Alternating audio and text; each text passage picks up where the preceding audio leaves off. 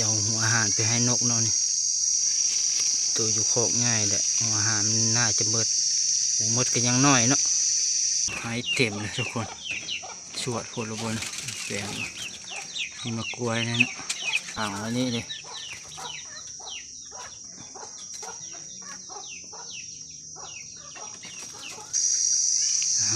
สบายดีพี่หมดคู่ทุกคนเนาะ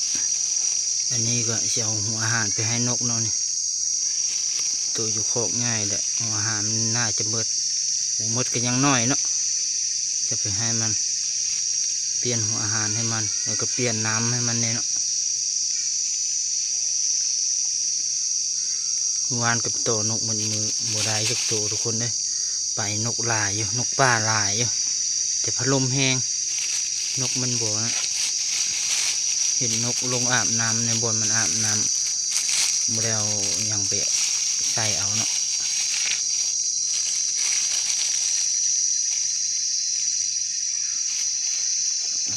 ก็เป็นหัวอาหารมัน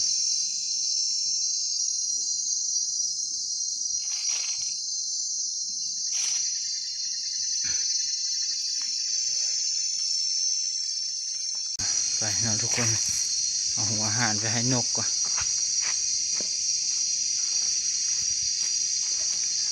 หัวอาหารให้แล้วจึงเปลี่ยนน้ำให้มันเนาะเพราะน้ำนกก็มันเปื้อนเนี่ย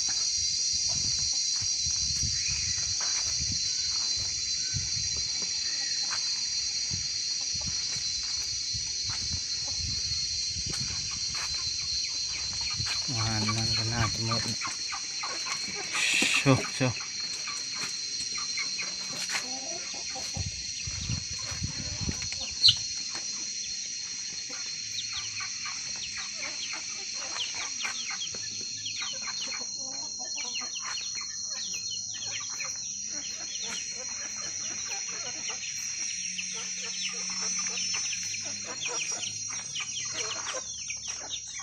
ไก่ก็น้ำบิดน้ำทึดๆอยู่ไก่นี่ก็โชว์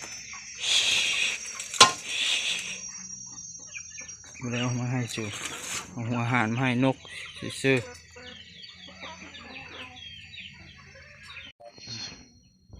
อาหารมันก็หมดคน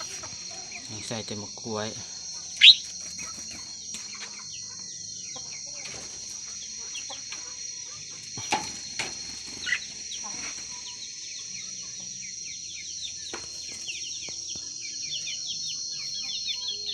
ให้เต็มเลยทุกคนชวดโคตรบนแปลงนี่มากล้วยนี่นะนกก็ยังตัวเดียวยังตัวเดียวยังสองกับนกต่อเนาะทีนี้ก็ขังไว้นี่เลย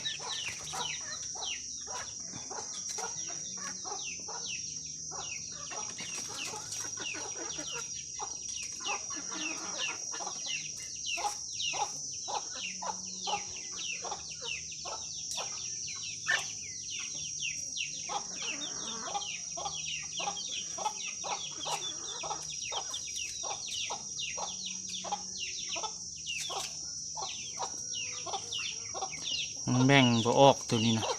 แบ่งออกอยู่ห้องดีได้อยู่ตัวเดียวคนก็เปรี้ยวแล้วโอ้ยังได้เปลี่ยนน้ำให้มันเนาะ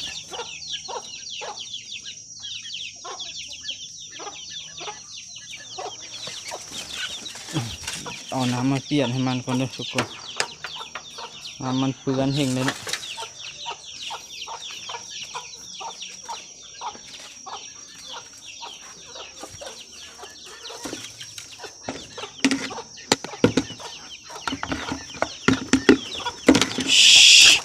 โชว์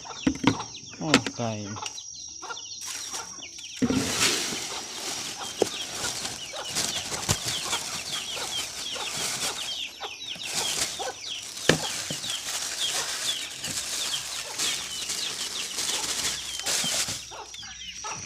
ต้องหัวหันไว้นี่ทุกคนเลยสบายนี่ก็เป็นนกต่อเฮาทุกคนนกต่อเนาะตัวนี้ต่อนกก็มาหาอยู่แต่มันบุกล้าโตนไปเมื่อวานกับมือซืนเนาะ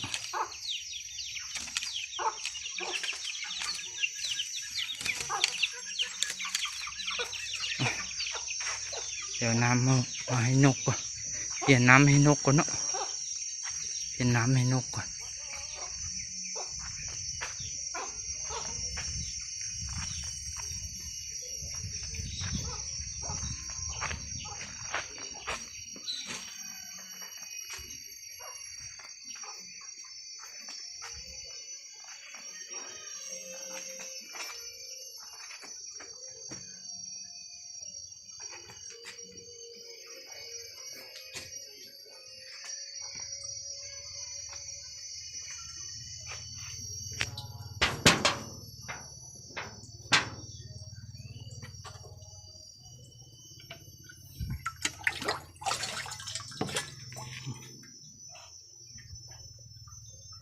น้ำมันเปื้อนแห้งเลยน้ำนกตัวนี้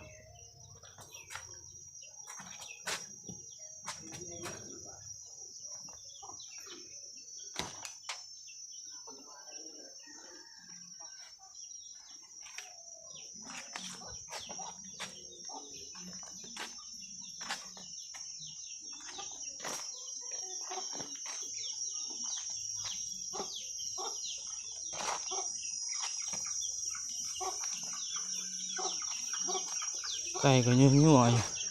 แถวนี้ฮัช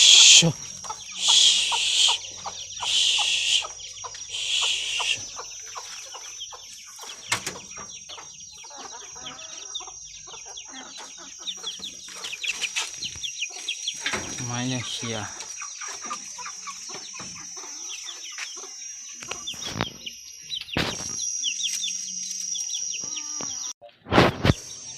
เกือบรุดออกนี่ทุกคนเมื่อกี้นี่เย็นน้ำให้นกนะโอ้เกือบรุดไปสิตื่นมืดเมื่อกี้นี่นกเกือบรุดเลยเว้นแหละนกรุดเลยเกือบโอ้ยเกือบไปแล้วนกยังมีน้อยยังจะรุดออกอีก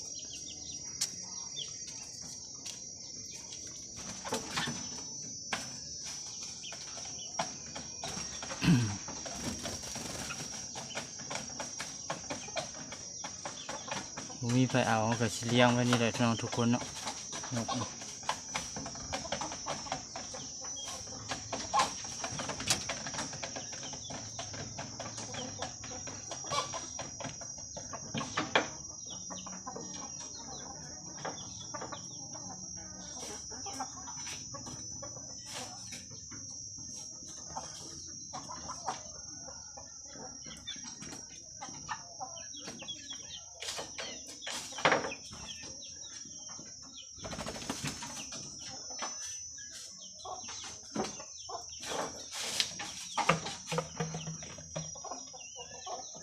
ว่าเสียวตัวนี้ไปน้ำเนาะเมื่อวานนี่ไปต่อแต่ว่าตุ้มโตตัวหนึ่งมันน้อยพดตุ้มตัวเขียวเนี่ยตัวให้FCทุกคนเบิ่งเห็นอะไรเนาะมันน้อยมันต่ำพดตัวนี้มันห้องดีเลย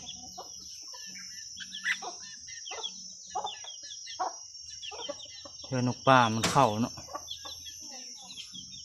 นกป่าเห็นหลายแต่ว่าโอ้ลมนะลมเป็นลมเลยเมื่อวานนี่นกขี่บินต่ำๆเนาะ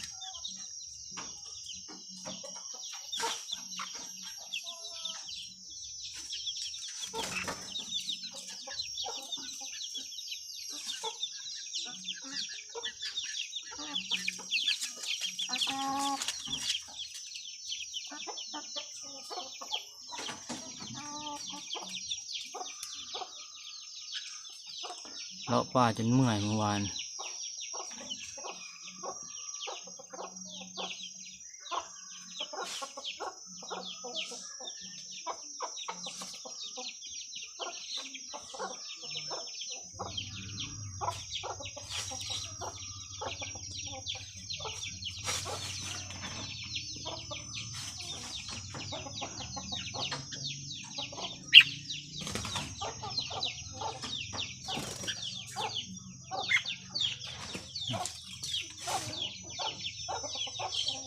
อยู่ไกลหัวยักษ์กาห้องไปเลยเนาะ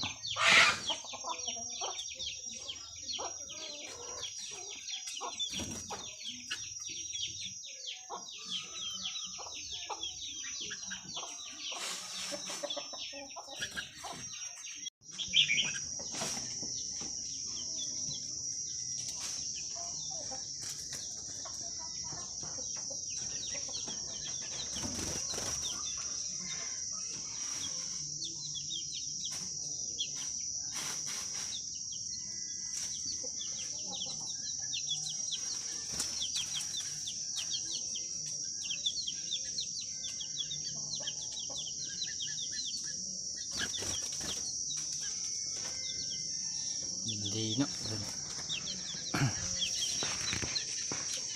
ยางนี่ก็บ่มีนกทุกคนเลยยางก็ยางเป้าเลยบ่ได้ขังนกบ่มีนกนะไปต่อโซนนี้เห็นลูกใบหลายอยู่มันแล้วไปเมื่อวานจักหนีไปใส่หมดลูกใบนะ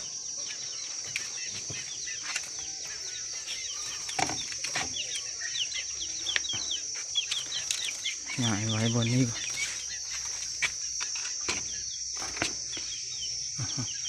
ป่านี้นะป่องหัวอาหารมัน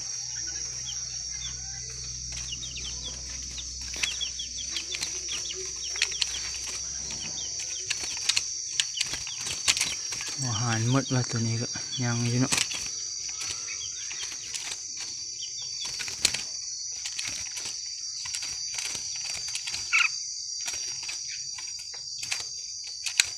ห้องดีแล้วตัวนี้ก็ไปป่าก็ห้องเป็นห้องเลยเนาะ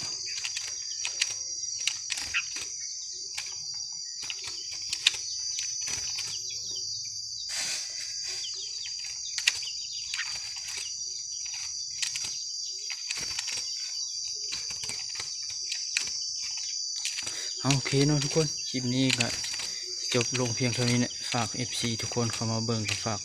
กดไลค์กดแชร์เนี่ยเนาะเมื่อวานนี้บุได้ลงคลิปเมื่อวานนี้เจอกันคลิปหน้าเนาะทุกคน